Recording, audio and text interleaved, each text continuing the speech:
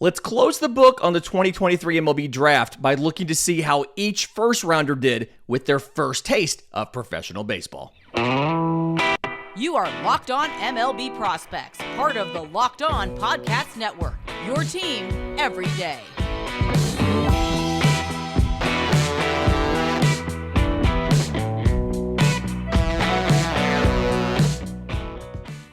Yes, welcome on in to Locked On MLB Prospects, your home for all things minor league baseball. I'm your host, Lindsay Crosby, award-winning baseball writer and podcaster. Thank you for making this your first listen every single day. We're proudly part of the Locked On Podcast Network, where it's your team every day. And today's episode is brought to you by our friends at FanDuel. Make every moment more. Right now, new customers can bet $5 and get $200 in bonus bets guaranteed. Visit FanDuel.com/lockedon to get started today. So, closing the book on the 2023 MLB Draft, I want to look at how each of the first-round players, all 28, we got to stop somewhere. And in the interest of time, we've got about 28 minutes. We're going to cover 28 guys. I want to see how they each did in their first taste of professional baseball. You saw some guys progress very far in the minors. We saw some guys not go at all. And a couple players didn't even play. What I'll do here, I'm not going to try to rank these guys as to who had the best debuts. I'll just do them 1 through 28, and then I'll make it chapters on YouTube, and in audio form, I'll put a note in there which draft picks are in each of the 3 segments. If you're looking for a specific player, you can just skip forward or backwards to find it. But, so, number 1 overall, Paul Skeens. Paul Skeens had a pretty ridiculous workload for a college pitcher, right? 122 and 2/3 innings, started his season in February and went all the way through the College World Series.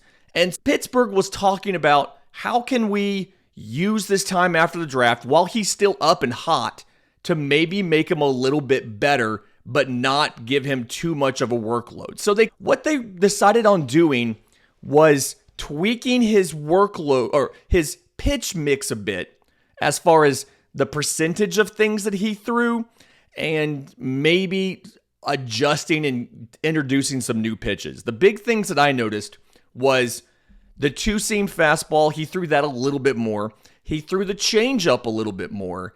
And then he was throwing a sweeper. They tried to give him another slider, a little bit of a tighter slider. Would work better against both-handedness. You'll remember sweepers have the biggest platoon splits of any individual pitch in baseball. So he ends up making it all the way to Double-A. And he actually did struggle in his first outing in Double-A Altoona, but then got one more and it went really well before they shut him down. So his final stats was 5 starts, 6 and 2/3 innings. He actually had a 5.40 ERA, and it's because of those 2 starts in Double-A. He had started once, 1 inning in rookie ball, no hits, no runs. He had 2 starts covering 3 innings in A ball, and that was 1 hit in 3 innings, but again, no runs. And then struggled that first outing in Altoona. It was 2/3 of an inning, 3 hits, 4 runs, 2 walks, 2 strikeouts, the first walks of his year. And then he rebounded with 2 scoreless innings in his final start, 1 hit, 3 strikeouts, no walks. So he finished with 10 strikeouts in 6 and 2/3 innings, 2 walks, 4 total runs, 5 total hits. Pretty decent debut, and you have to assume he's probably looking at a Double-A start for next year. Another guy that ended up in Double-A was Dylan Cruz of the Washington Nationals, number 2 overall pick. 35 games between rookie ball, low A, and Double-A. 292, 377, 467. Hit 5 home runs, had 14 walks to 38 strikeouts. Again, had a very long season. And so when he got to Double-A, it felt like he was fatigued. His contact rate was pretty good, but like his batting average on balls in play was not. It felt like he was just a little bit tired, a little bit gassed, and so just didn't quite have the same energy in the legs to run out ground balls and things like that. Felt like he was a little bit unlucky, but again, I would expect him to start off in Double-A next year as well. Number 3 overall pick, Max Clark, going to Detroit Tigers, the outfielder. 23 games between rookie ball and low A. 224, 383, 376. 2 home runs. He had 21 walks to 25 strikeouts. Defensively, looked really good. Good glove. Speed was plus.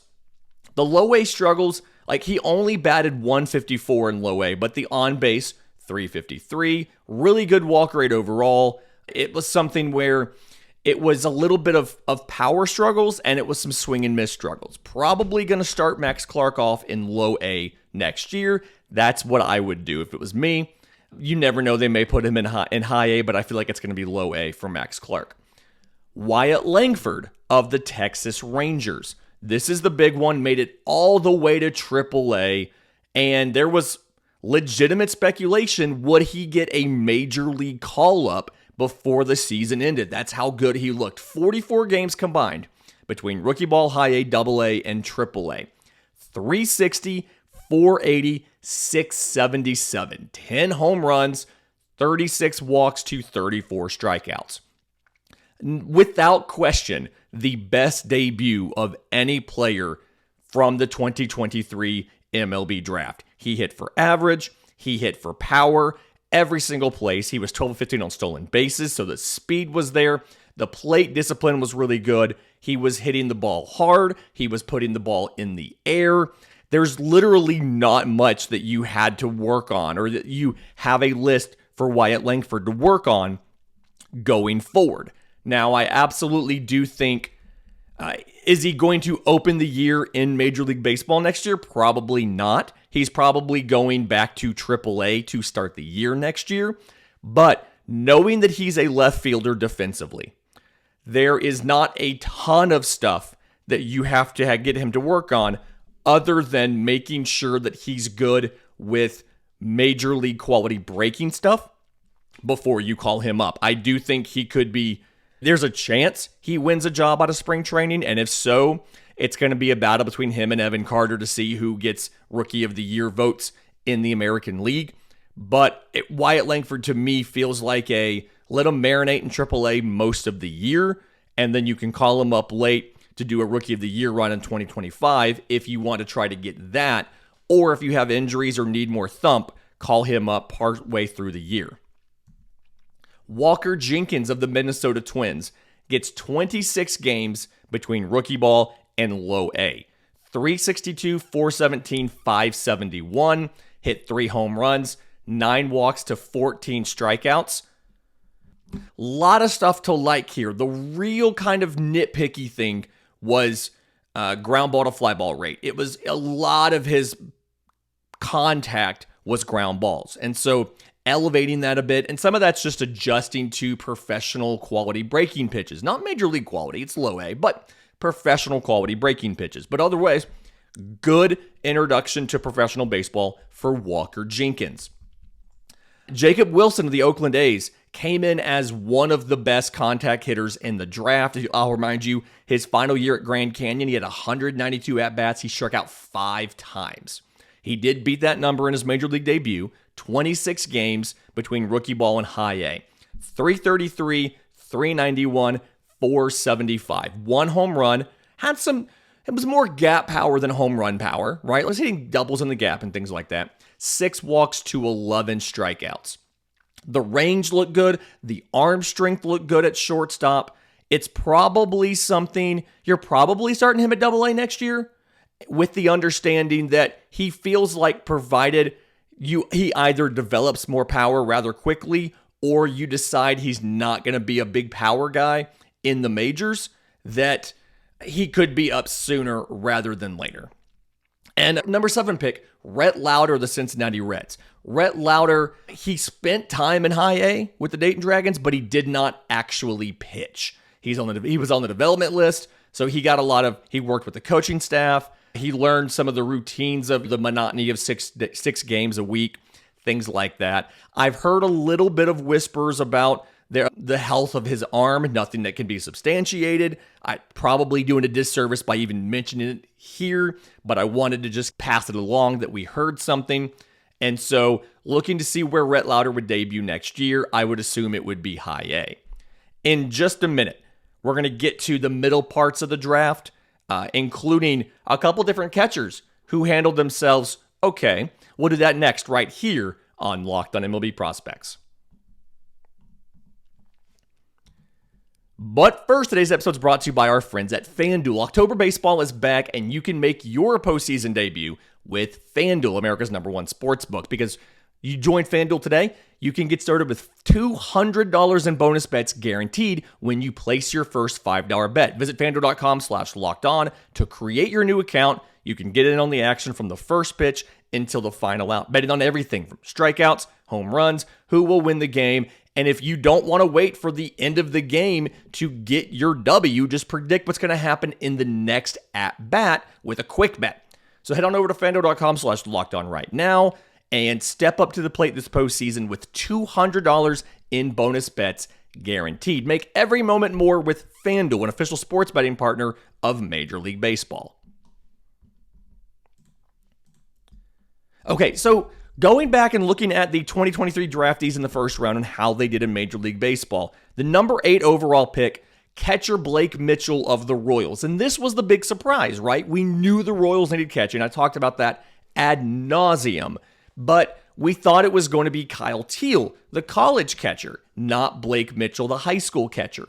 Nothing really to worry about, but it didn't look great in rookie ball, right? 13 games, so small sample, just over 50 at-bats. 147, 423, 176. No home runs, 17 walks to 14 strikeouts. He hit plenty of balls in the air. They just didn't go over the fence.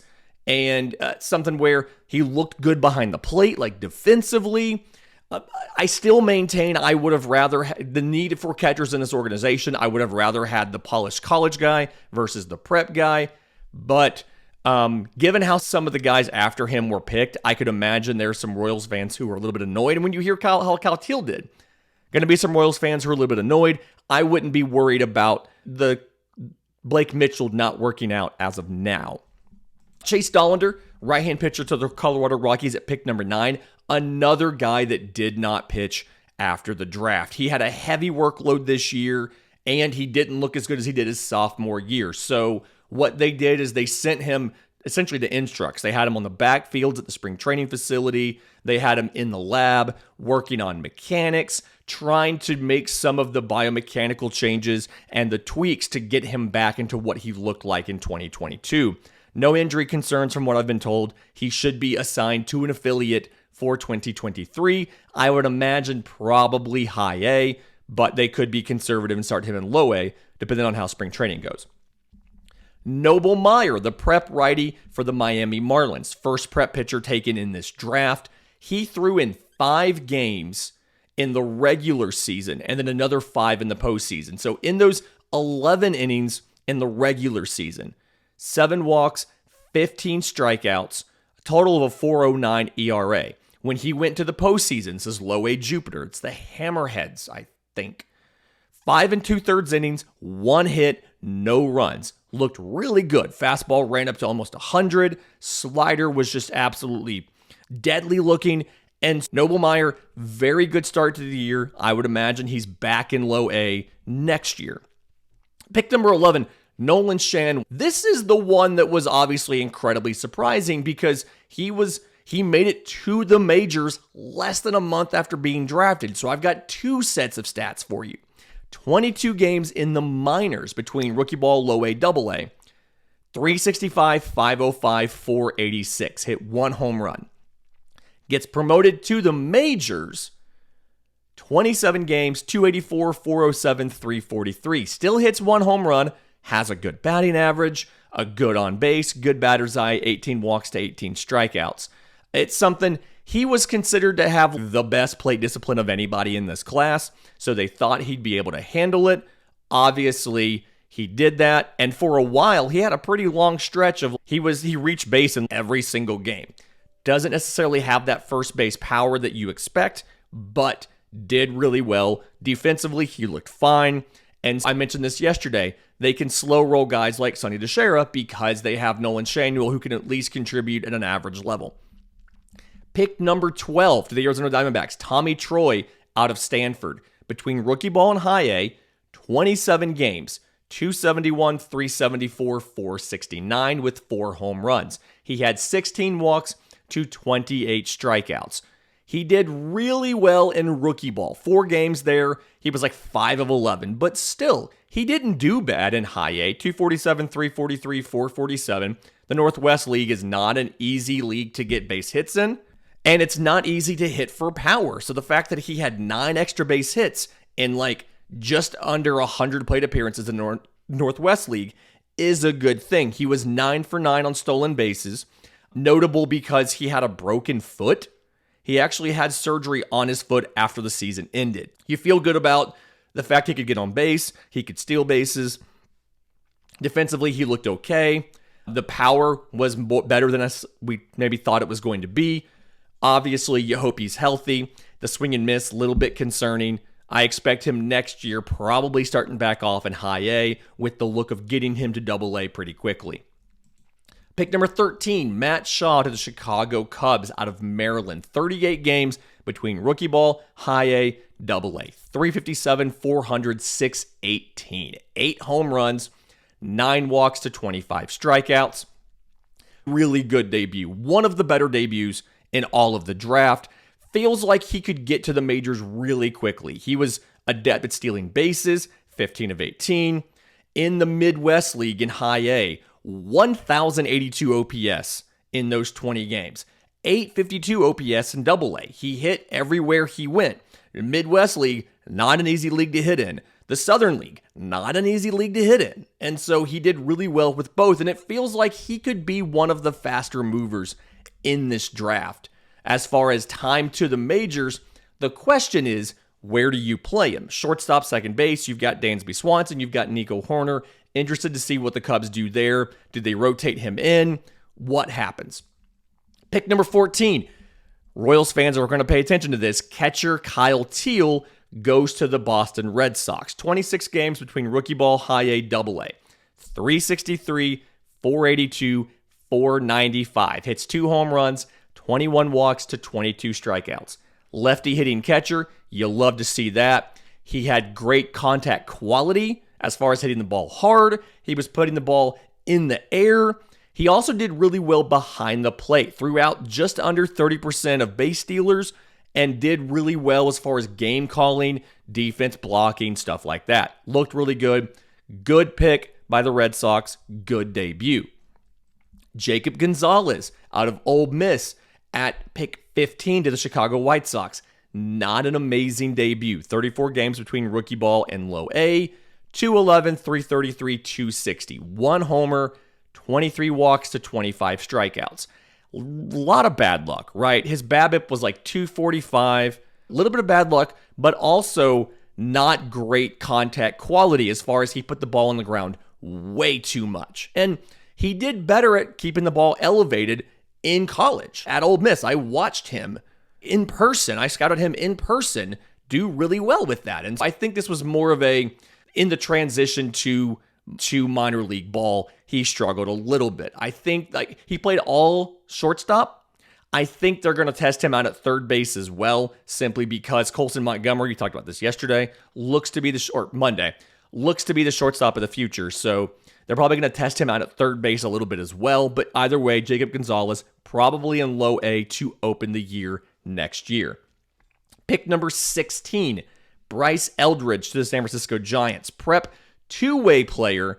They only let him hit this like the end of the year. So between rookie ball and low A, 31 games, 294, 400, 505. 6 home runs, 20 walks to 34 strikeouts. He is massive. 6'7". He throws righty. He hits lefty. He had good plate discipline. He had good power. He played all of the time in right field when he was a lot of first base in high school. And so something where it's okay, you've got more flexibility now with defensive positioning if he can play an outfield spot. Reportedly, they're going to let him start pitching next year. They wanted to rest the arm a bit, so no worries there. But Bryce Eldridge did really well. In just a minute, we're going to get to the very end of the draft, some of the last guys here. We'll do that next, right here on Locked On MLB Prospects. But first, today's episode is brought to you by our friends at Jase Medical. It is important to make sure you have taken care of yourself and your family if something were to happen, a natural disaster, travel, anything like that. Don't be caught unprepared. And so that's why Jase Medical's Jase case is great for you. You fill out a simple online form. They send it to one of their board-certified physicians who reviews your application. Once it's approved to make sure these medicines are appropriate for you, they send it to one of their partner pharmacies who fills the prescription and delivers it directly to your home. It comes with a guide on which medications to use in what situations, and then you have the ability for ongoing consultation and care directly with Jase Medical. So these 5 emergency antibiotics could potentially save your life one day.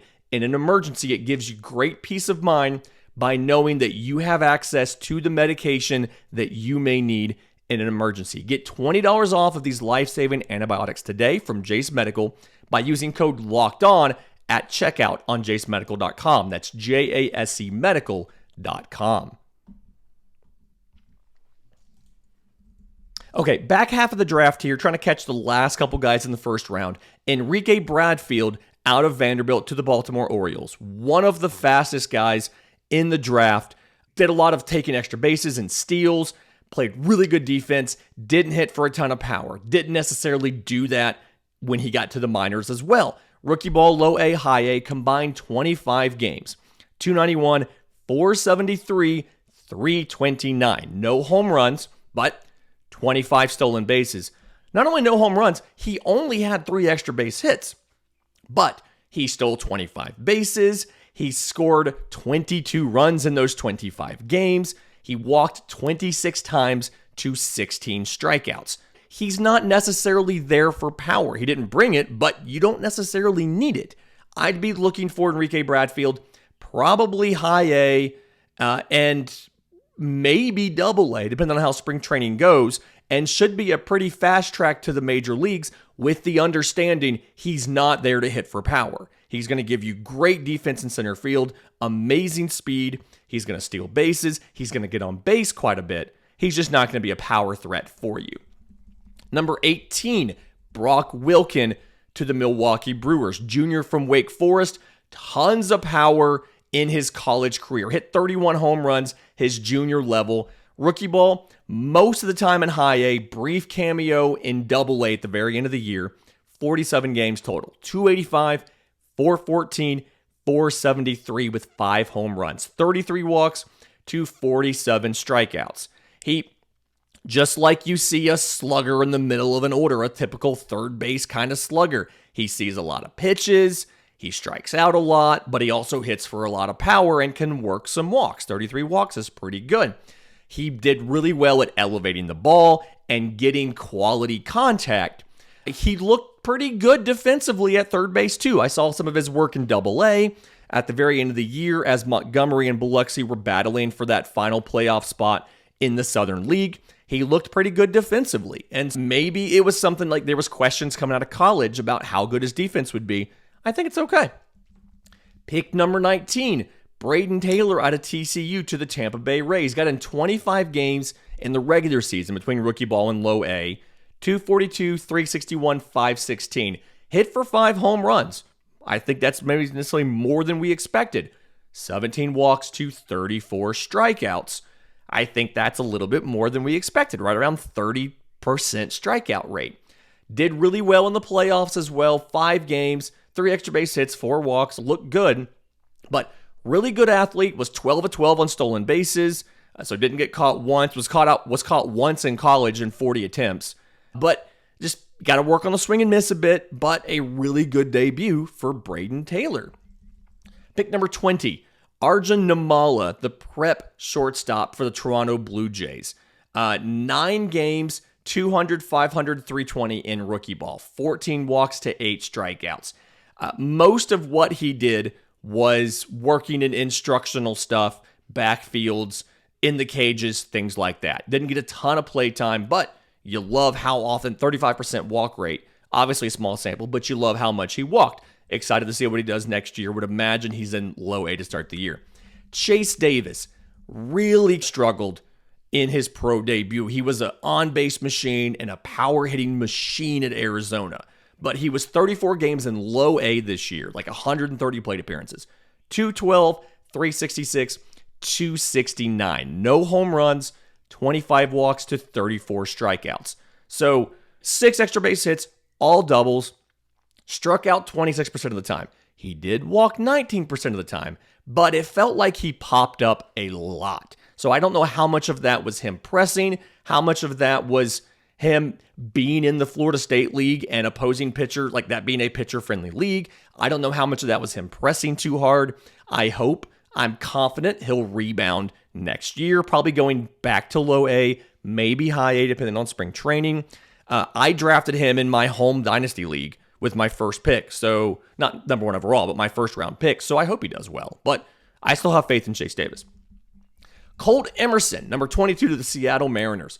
Holy cow. What a debut. Also, he's probably in that top 3 list for top 3 debuts this year. 114 plate appearances, 24 games between rookie ball and low A. 374, 496, 549. 2 home runs, 17 walks to 20 strikeouts. In rookie ball, he hit 536. In low A, he hit 302 with a 436 on base percentage. Now, his batting average on balls in play was surprisingly high because of how many ground balls he hit. He had a 464 batting average on balls in play, but the batted ball quality as far as power was there maybe in a more significant way than we expected going in. Very impressed with that.